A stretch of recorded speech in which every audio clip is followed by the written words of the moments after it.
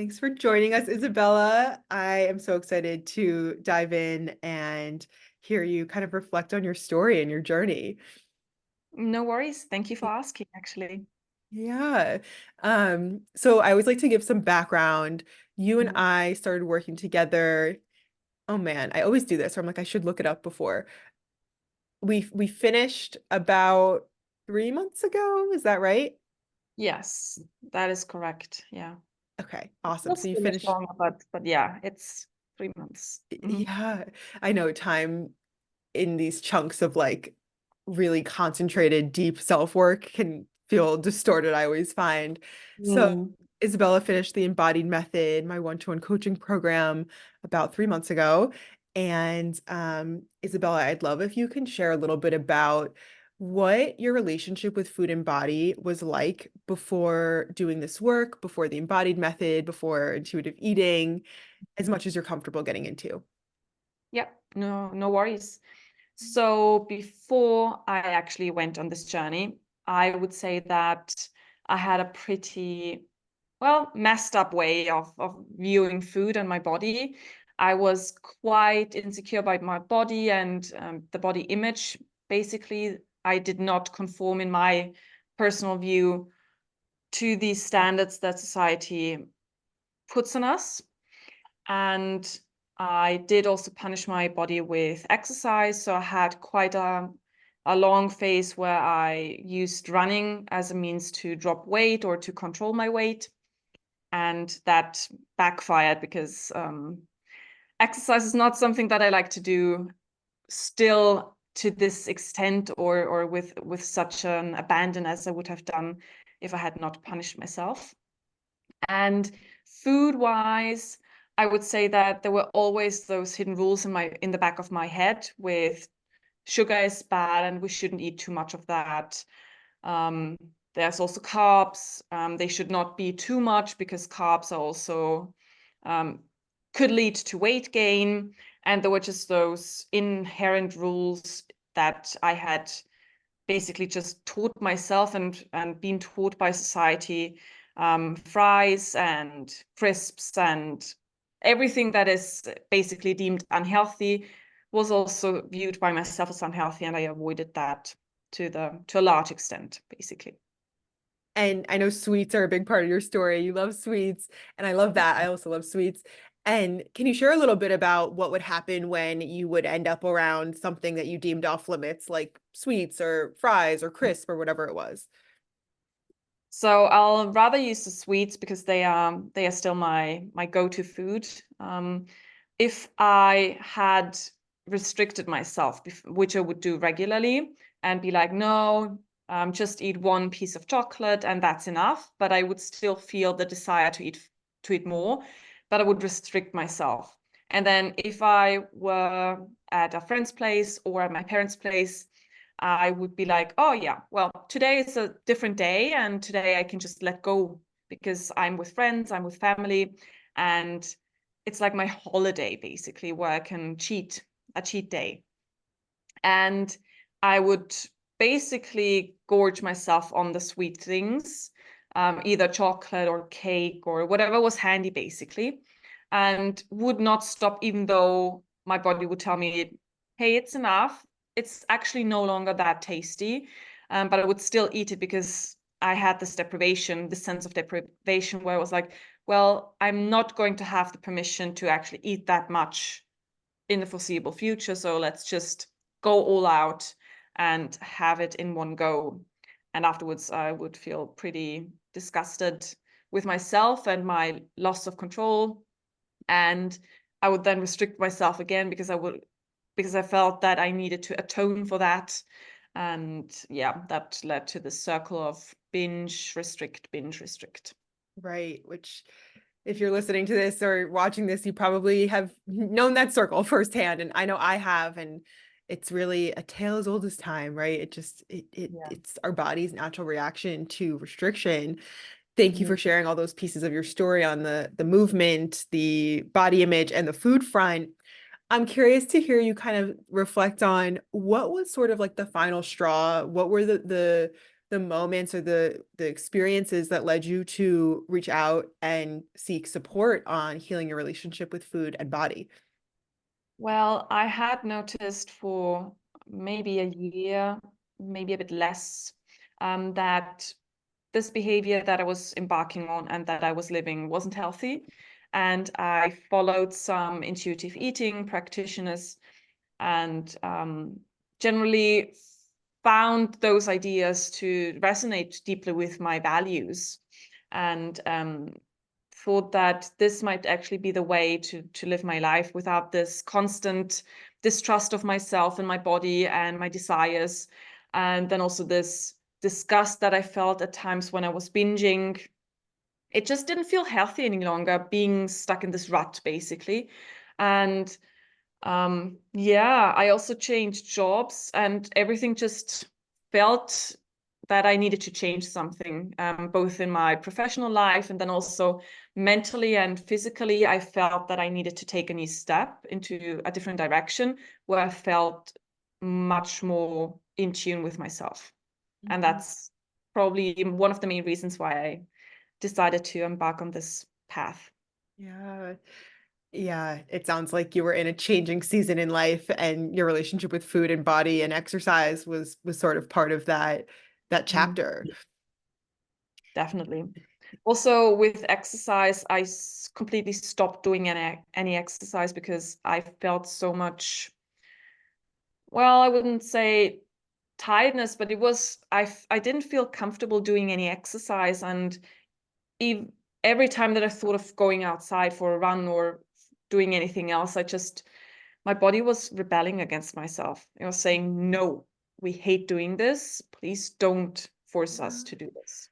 Yeah, which And is such a normal reaction when you've had like a punishing relationship with running historically, that you need space from it. Always like to give the comparison of like if a friend really hurt you or betrayed you, you would need space from that friend before you could trust and have a nice relationship with that person again. And similar thing goes with certain forms of movement. It's like if you used to abuse running to try and shave weight or calories, it's really natural that you would need space from that thing to be able to have a loving relationship with it. And sometimes the relationship's over. You're like, I'm not gonna run again. Like I'm gonna maybe do gentle walks or yoga or something else, but not running if that's, how you feel like moving forward. Um, so yeah, I love that kind of metaphor. yeah, it is a really good metaphor. And also, you need the space to also re-evaluate how you feel about that sport at the beginning. So sometimes we just do this type of exercise because we think it's the right one to do. And if you just take the space and the time to reflect on that, you can actually see if it's really something you like to do or not. Yeah. And it reminds me too of with food in the beginning, sometimes we're like, whoa, I don't want to look at a vegetable. I just want to have all the previous fun foods or play foods that I used to restrict. And it takes that period to get to a point where you're like, ooh, I think I'm actually craving a vegetable. Just like with movement, it takes space where you might say, I'm taking a lot of rest to get to a place where you're like, ooh, I actually notice I'm craving genuinely from the inside, not from an outside pressure, some movement right now that might feel nice. Yeah. And it's, as you said, it's listening to the body and what the body tells you to do. And then that's probably the most healthy that's probably the healthiest approach to anything we do. Do Yeah. we want a vegetable? Yes, okay, let's have some vegetables. Do we want to go for a run? No. Okay, let's do something else instead, maybe. Yeah. So I'd love to hear you kind of expand a little bit more on, can you share with us about your relationship with food and body and movement after doing this work? Ah, it was such a beautiful process, to be honest, and it still amazes me to see how far I've come in such a short time, because it feels like I've just changed completely, both my style of living and my point in my life where I can actually relax around food. So I like traveling, and previously before I did this, um, I would be pretty preoccupied with food, and I would worry about eating too much or eating too unhealthy during my holidays. And also sometimes there's just not a healthy option according to society available at restaurants or at the supermarkets. So I would internally beat myself up for not eating healthy enough. And that would take out the joy of everything. And now I've been on several trips since we've started this process, and it has just shifted everything. So I can really be present within my trip. I can eat whatever I feel like eating. And even if it's something unhealthy and I eat that 3 days in a row because I just really enjoy eating it, I just eat it. And I don't have this internalized shame any longer, but I can be like, that was so nice every single day that I eat this food. So yeah, there's just permission right now in my life to do what my body tells me that my body needs. And I can actually listen to that and value that and honor that, which is so important. I think I said at the beginning that I want my body and myself to be best friends. And that has actually achieved that. I can trust my body to tell me what they need. And yeah, that's pretty much food, unconditional permission, and also just valuing the signals that the body gives to you, which was such an important message and such an important insight that I made. Movement-wise, I'm just so much more relaxed around the rest that I need between doing movement. And also if I don't do movement for a week or 2 weeks, that happens. And life has maybe come in between. I just had a lot of work to do, or I just didn't feel like it because my body told me, hey, we still need some rest, or I just didn't feel the motivation. Then that's fine as well. I just don't need to beat myself up about that any longer. And I don't have a plan where I cross off my runs and be like, oh, okay, so on Wednesday I did my run and on Saturday I did my run. I'm still missing my third run this week. Where will I put it in? I just run when I want to go for a run. And if that's once a week, that's fine. If it's 0 times a week, I'm also cool with that, basically. I just don't feel pressured any longer. There's just freedom in my decisions and gratitude and compassion, basically. Absolutely. And what would you say on the body image front? You mentioned before doing this work, there was this thought of like, oh, I'm not meeting up with the standard of how I should look. Where do you land now, sitting, on the other side of course, it's not like the work is over, but on the other side of this program? Also so much more compassionate to my body, because we all have this ideal in our minds that is perpetuated by society of how a woman should look like. And if you don't fulfill that image, then you beat yourself up about it, and then you do exercise or diets to just fit in that rigid structure. And right now, I mean, I still have days where I'm not happy with my body, where I still have doubts. But that's normal because, as you said, this is a process and it's never over. And there will always be society telling you, you should look this way and not that way. So we always have those external factors that pummel us, basically, day to day. But as I said, I'm much more compassionate with myself, and I do try to dress in clothes that are both comfortable, where I don't feel stuck in my jeans, but that also have my style, which I like to wear. So it's not just comfort but no style, but I try to find a balance between those two. And on the days that I notice myself being harsher to myself, I wouldn't say that I'm harsh actually to myself, because I try to really be nice to my body and my body image and my general view of the body. When I notice that I fall back into old patterns, I take a step back and then I just think of what I'm thankful for that my body is enabling me to do. And that usually helps to negate those negative feelings. Yeah, your transformation with how you view yourself has been so inspiring and just like almost poetic. Um, oh, and I want to get into it a little bit more, but first I want to go back to the part about sweets. So you mentioned before doing this work, it was like they're not around, and if they are around because you're at your parents or friends or work, then it would be this cycle of eat them, feel guilt, shame, binge Mhm. them, restrict them, and so on and so on. So can you share with us a little bit about what that's been like, having sweets around, or is that something you're able to do now? What does that look like? So I have to admit, I usually have a lot of sweets in my cupboard, and in my fridge and everywhere, basically. All the types that I might feel interested in when I go shopping. Um, and some of them I've had in my kitchen for maybe 2 months already, because I know that they're there and I give myself permission to buy them when I feel like them.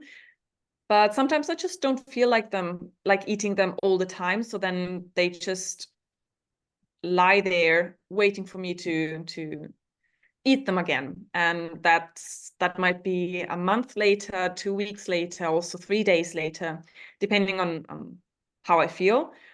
But there's just security because I give myself permission to buy them, that they are always going to be there. And if they're not going to be there, then I can just go outside and buy them. There's nothing holding me back from giving in to those wishes of my body and what I feel like. So yeah, feels really good.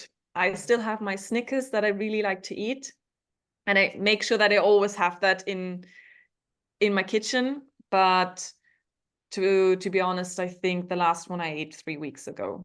So And yeah. this is something that someone listening to this who is more in the part of their story where they're in the depths of diet culture, diet thinking, might be like, that could never be me. I could never have sweets or candy around and forget about them, or have them in my cupboard for 3 months, or whatever.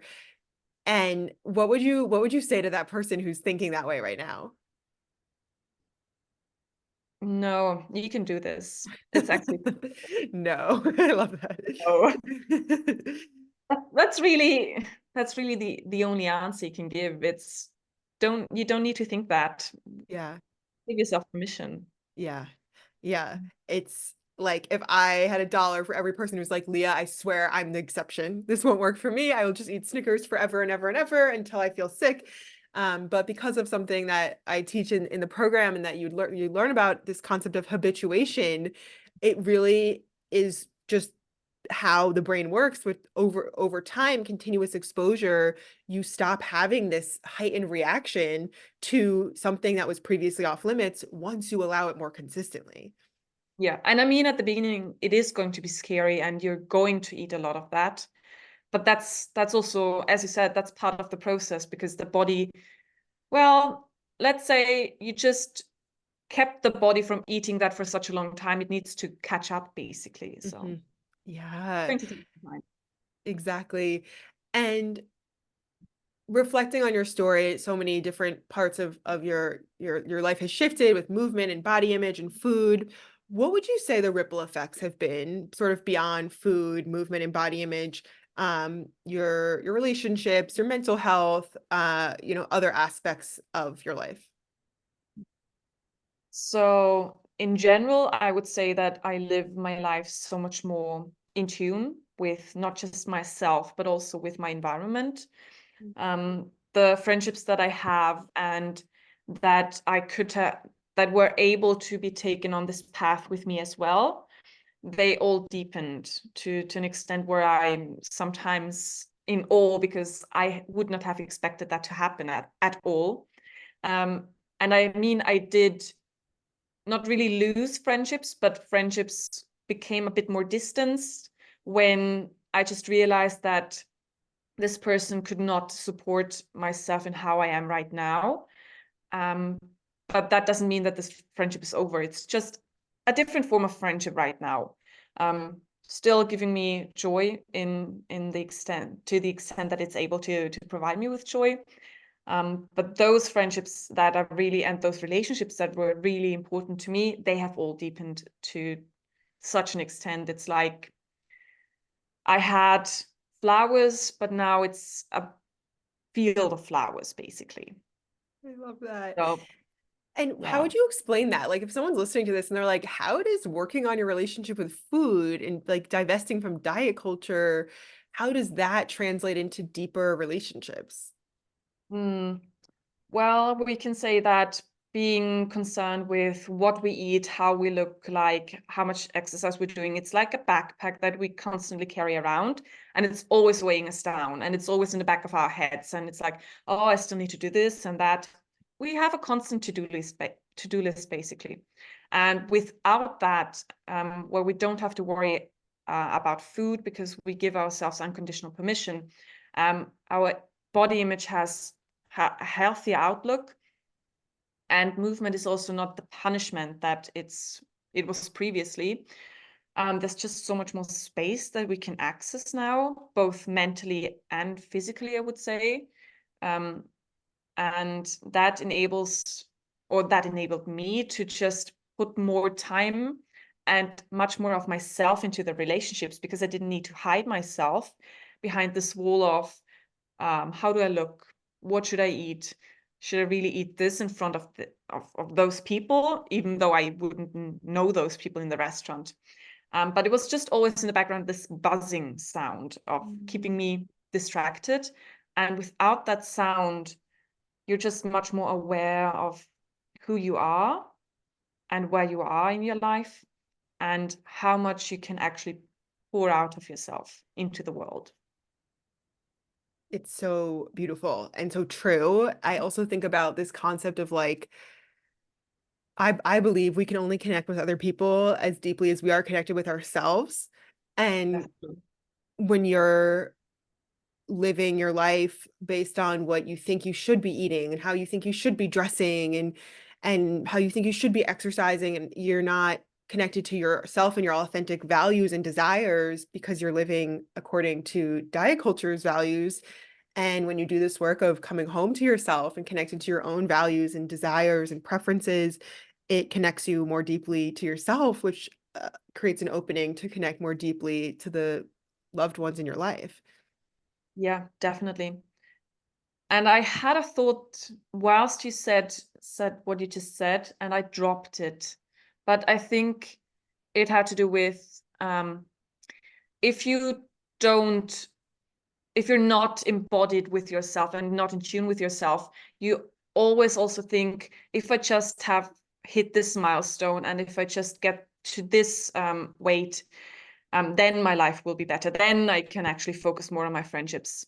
Sometimes that also holds us back, because we want to see some improvements or some changes that are external, and that we can see, um, be it body, be it speed, be it food wise, that we completely neglect the moment that we live in right now.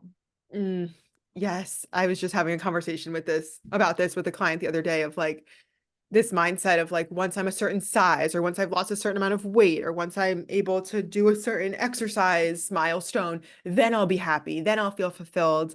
And most people can resonate with the truth, which is that like you arrive at those moments and it's like, oh, but like life is still life and things are still hard. And I do think that this work helps you to be more in the present moment of like, yeah, my life is now. It's not when I lose 5 pounds or when I am a size X pants or whatever. Exactly. It's right now. Yeah. Besides your relationships deepening, which is such a beautiful ripple effect, are there any other effects of this work that come to mind? Mm, I feel, and this has again to do a bit with how I view myself in this world, but I feel much more at home in this world. Before, I felt always a bit of a disconnect, because I was constantly worried about something that I needed to control. And right now, I just I just am in this world. And I don't need to worry constantly about body image, about weight, about movement, about expectations that society puts on me, on other people, because I know that what is true and what is important are my values and how I live them. And that, I think, has had the most profound effect on everything that I do, because I just feel that there is not just me, but I'm connected to everyone else. And whatever we do together has the biggest effect on everything else. Mhm. Yeah, this is something you've been reflecting on a lot more recently, which I find to be such a, yeah, like poetic part of your story of this, how this personal work has led you to feel more connected to the whole and like the natural world and the world in general. Can you elaborate a little bit more again on like someone who's listening, they're like, how does she make that leap? If you had to kind of trace it and say like, how has doing intuitive eating and body acceptance work led you to feel more connected to the Mm. world? That's a tough question, I'm asking you actually. the big questions, Isabella. Yeah, It's it's how was the universe made? No, that's a good question. I would say that once I've lost my preoccupation with food, body image, I could open my eyes to the wonders that nature provides us with. And I think that was the first step, actually, the wonder of being outside and seeing new blooms blooming, or being outside and seeing clouds, which sometimes mean rain, but sometimes just meaning clouds. And there was one morning where I just saw the clouds and I was still so moved by them, because I realized that they're there, they formed, and they're just moving around and keeping the sky covered, meaning I couldn't see the sun, but I still knew that the sun was behind it. And that was just such a connectedness, that without the clouds I would always see the sun, but would I actually appreciate the sun if it shone all the time? No, sometimes there needs to be change, and Mm, that's what the clouds were there for. And by having this wonder at nature and appreciating what there is outside, and how that changes constantly, and nature doesn't care about how much I weigh, how what food I eat. Nature is just there for me, and I can always go into nature, be nature, and know that when I come back home, I feel so much more rested, because I got that energy by seeing those insects flit around, the bees buzzing, and there's this energy that I get from nature. I can then take with me and keep and give to other people when I meet them, because that's just what you do in your relationships and meetings with other people. You spread energy.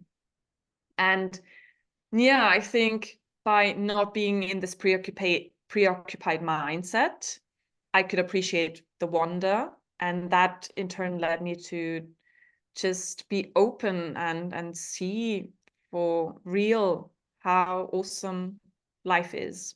mm. You, I just am constantly in awe of the way you speak about this work, your journey, the world. It's so poetic and beautiful. And I resonate with this piece that you're saying of like this work opens up space for wonder and awe. I remember in my own journey, like having friends who were just like, whoa, like look at that pine cone or whatever. And I would just be like, I can't muster up that kind of awe, like because I was so preoccupied with my own body image, calculations, guilt. And was certainly struck by exactly what you're describing of, after doing this work of like, wow, there's space for wonder and awe again. And there's a quote on my website about to be the quote is longer than this, but the last line is to be spiritual is to be amazed. And Mm. I love that. And that's why I consider this work spiritual, because it opens up space for awe and wonder, like you're sharing. Yeah. And I don't like this analogy too much with the third eye, but it still feels so fitting sometimes that once you've done this work, there's this third eye, or your true eyes can actually be open because there's nothing holding them back and keeping them closed. And then you see, and you can be in wonder and in awe constantly, basically. Absolutely. How would you describe in a few, word, sentences, phrases, the journey of going through this process of intuitive eating and body image work? Hmm. I would probably say that this process is an eye-opening experience, an eye-opening in a double sense, because in a one sense, it opens your eyes to the control society and the expectations have on us. And on the other hand, it opens our eyes to, as we just said, the wonders of nature, of Earth. And it just makes you realize who you can be without any interference. Mm, yeah, I love that. So to speak a little bit more to the like logistics part of the program, the embodied method, what do you feel like are, one or two gems that you walked away with from this program? I still use the and statement, and I would say that this is one of the gems that I cherish the most, because it just helps me to always, if I notice a negative thought or a thought that would lead me into a direction that is not embodiment, I can just take a step back and reassess that and not be judgmental about it, but see it as what it is, a remnant of previous me, Yeah. saying that, and then rephrasing it to actually become more of what I would say at this moment. And well, probably the second gem would be mm, the vocabulary Mm, yeah. of being able to speak about that, and that also helps me to share it with other people and not be stuck for words, but I can actually, so when we talk, I come up with some examples, or we delve into aspects that I wouldn't have thought consciously about, and that I can then take into conversations with other people and share with them and tell them how this actually works and looks like. Yeah. Yeah, the vocabulary, it's like there's so much diet culture vocabulary. And so you need like a new way of talking about and thinking about and communicating this world. And there's so much vocabulary that goes with it. That's such a good answer. And the and statement for someone who's listening and they're like, what is that?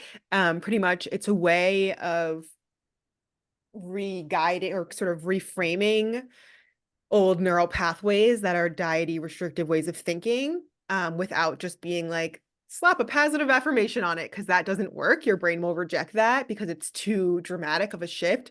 So the and statement is a framework that I teach on, how to sort of meet your brain in the middle and gently re-guide it to a different neural pathway that's going to be more supportive of the new path that you're on.